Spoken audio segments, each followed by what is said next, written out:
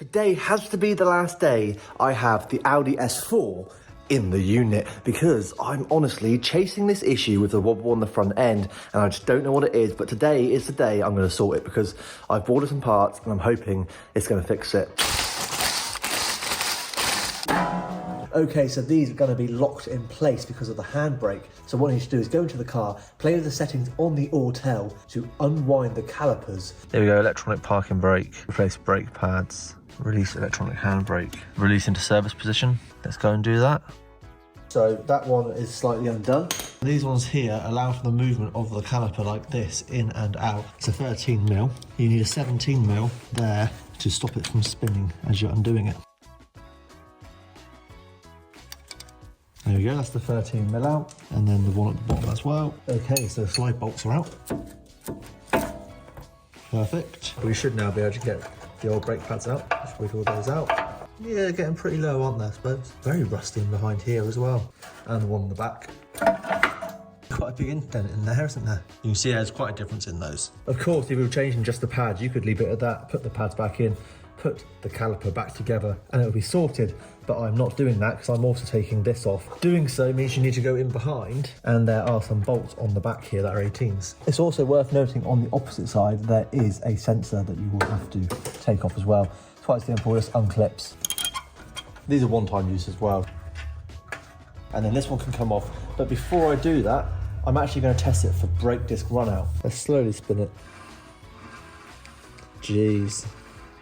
And then I'm going to do it back the other way, just to make sure it is doing the same pattern. Yep, as you can see, that is horrendously out.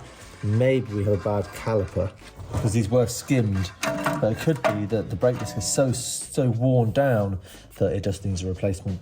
We're just going to undo this one here, which we've already loosened. So I'm just going to put a bolt in there and give it a snap. Perfect. I'm going to give it a bit of a clean up, and then I'm going to actually test this itself for run out. Before I test it for run out, I'm just going to give it a quick spray over, get rid of any loose dirt, because that could really impact the kind of outcome of the run out gauge. The disc could have been the same, to be fair. Ow.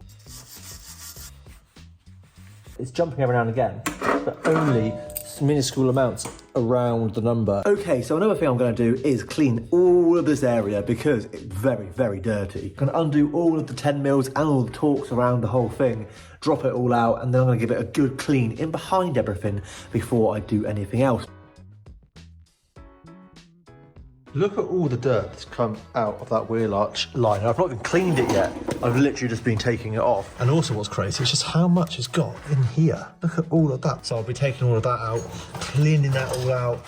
And I also want to sort this out. So pretty much I took this off to make the exhaust louder in one of my videos a few years back. It's time now to put it all back because I want to. How's that? Things could live in that. It's actually ridiculous. So I dig it out, I think. Like, look at that. This is one of the areas you want to check if you've got an Audi S4 B9 then, or an RS4, or even an A4 van, any of the B9 era Audi. Yeah, you want to check for all of this, because this is ridiculous.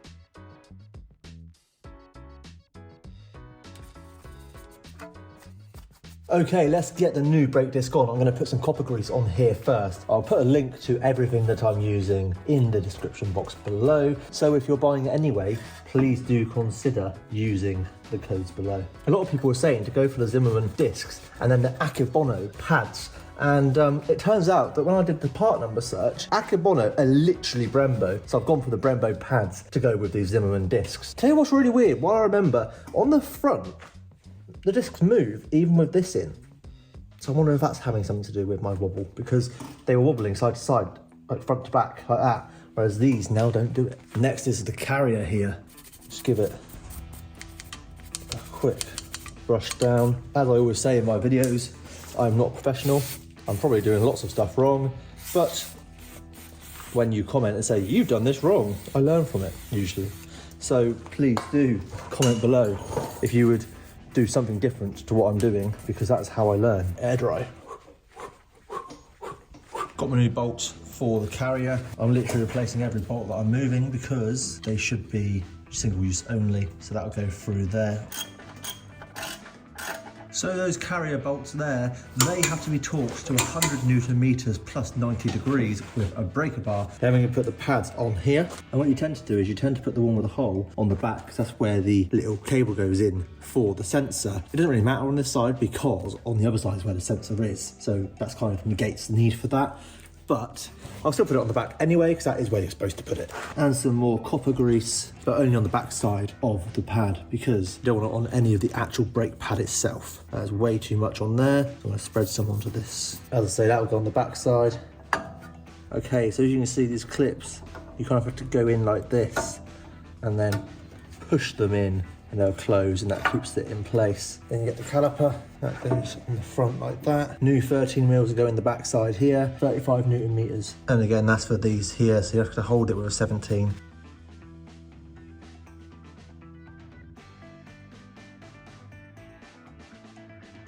Okay, with the rears done, now time for the front.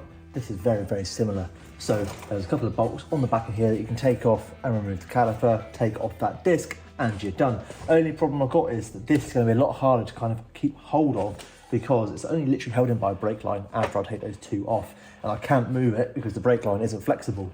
So what I'm going to do is I'm going to wrap a bungee and kind of hold it off of one of these little slots in the side here, and hopefully that'll do the job.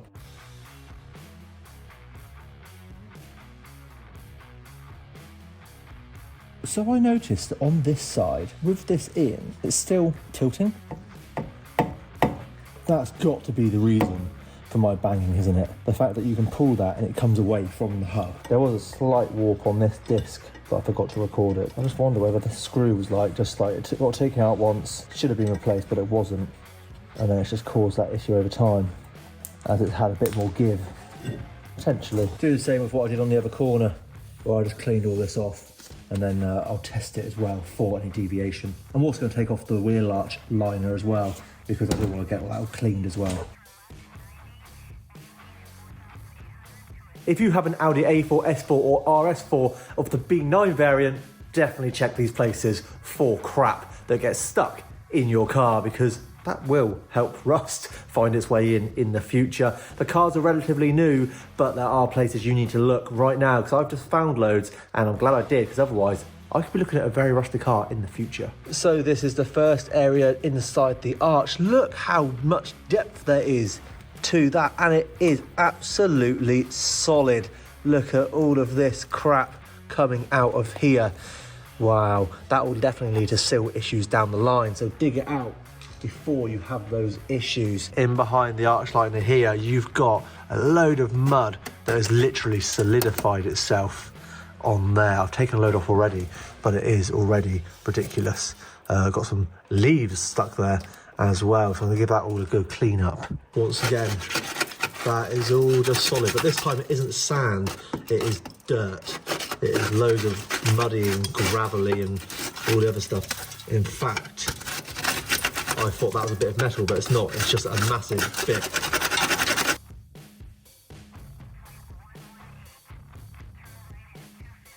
Okay, let's get these brake pads out. Got a lot of crap in behind them, haven't they? It's like all gone solid and like bitty. EBC red stuff, that's what they are. And yeah, same again on that side, but look at all the crap sat up in that. That's not going to help, so I'm going to push these calipers back now with my rewind tool. To be fair, I think I'm going to put the old ones back in to do it. Okay, so these here are the retaining clips for the brake pads that go here and here. And yeah, I don't know why, but they were kind of getting in the way of the old ones when I tried putting them back in. I'll give them a bit of a clean up, and we'll go from there and see what they're like. I'm hoping that we can use them. I haven't got any spares. They didn't come with any spares. They go that way because they go on the top and the bottom of the brake pads. So that one's going in the bottom there. You line it up, there's a little groove in the top, and then you've got to try and push it into position. So with that, I just put that top piece in, slipped it up underneath, and then pushed the bottom in, and it has worked. That is in place, so that's good. So I'm going to give it a little tap with a hammer just to make sure it is fully seated, because it might not be. There you go. And now for the next one. Same premise. Only thing is, my hanger is in the way. Now I'm balancing the caliper on my knee. Okay, so new brake pads about to go in. The old ones are getting very skinny, as you can see from that. So there's quite a difference. And of course, they're all rusty on the back, the old ones. They have been in the car for 35,000 miles, something like that. So they have been very well used. Let's just coat the back of these. Now for the other side. I can't put that in.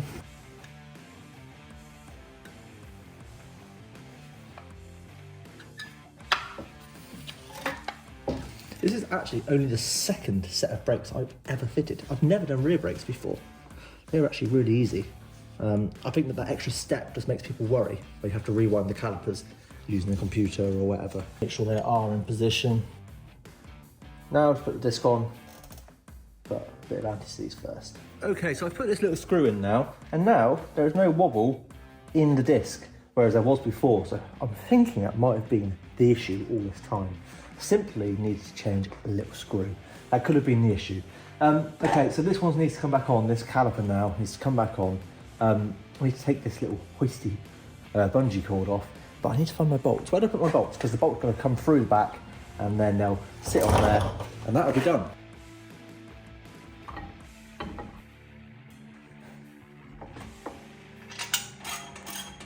And now I need 100 Newton meters plus 90 degrees. There's 100.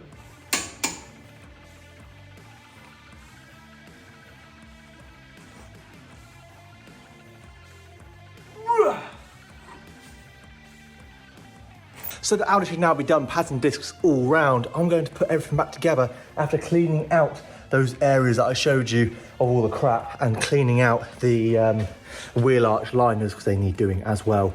And then I'll get it back on the floor, take it for a little drive and just hope and pray that that is that. See you in a minute.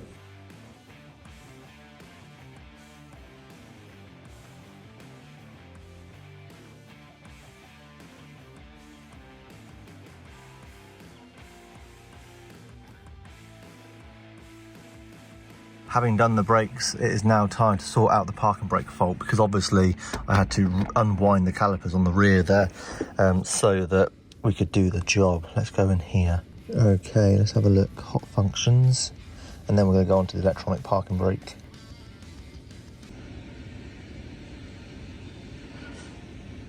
We're certainly doing something. Please apply the parking brake. That one there. Okay. Completed. Perfect. Okay, let's take the car out for a spin and let's make sure that the brakes are okay.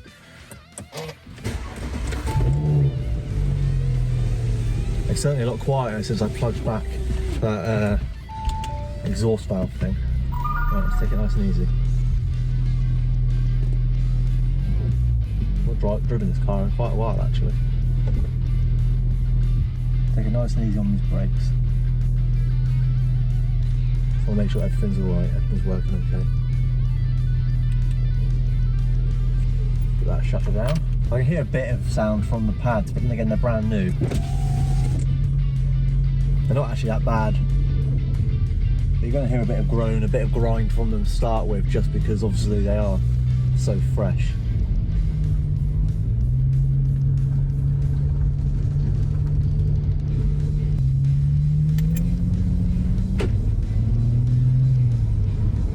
So there you go, the brake pads are fine, they're a bit loud, but apart from that, all good. You know, they're going to be a little bit while they're wearing in, so I'm just taking it very, very easy. But everything seems to be okay, I can't feel any bumps, any knocking, anything like that. Hopefully that's sorted my issue. I shall let you know when I get home, because then I'll actually know what it's like. Okay, so a few weeks later and the S4 is going very, very well. The car is driving lovely and there's no issues with the braking system, no issues with the steering, anything like that. So changing those brake pads and discs obviously worked. So I don't know whether it was maybe the rear caliper on the passenger side, because the rear caliper on the passenger side, it did have that indent on the back of the pad where it was kind of like all dented in. So I'm wondering whether it was gripping it too hard and then it was causing wobble. Not quite sure, but it has new pads and discs and that is great. The reason I'm sat in the Range Rover is because the S4 was having a few other jobs done in the unit. So I am in the Range Rover, which if you haven't seen the video already, please do click up here to have a look at that video. And also please do hit the like button if you found this video interesting and whether you're happy that I actually solved the issue. I've been having this issue for nearly 8 to 10 months and no one could find the issue, and it turns out it's just pads and discs, which is just crazy. But it's done now, so I'm happy it's done. And please do subscribe to the channel if you haven't already. We're on about 2,300 subscribers, and about 95% of people that watch the videos don't subscribe. Please do subscribe. If you're watching anyway, please do just hit that subscribe button. It would really, really help the channel. I'm on about 2,300 subscribers, and I did say that when I hit 5,000, I will be taking this L322 to Morocco, because I want to take it to a desert. I don't really know how that's going to go. I'm probably being a bit stupid with that, but I did also go to Germany to buy a sausage and Belgium for a waffle. So, you know, it's just kind of part and parcel of what I do on this channel. It's all a bit random, isn't it? Anyway, please do subscribe. See you in the next video. Appreciate it. See you in a bit.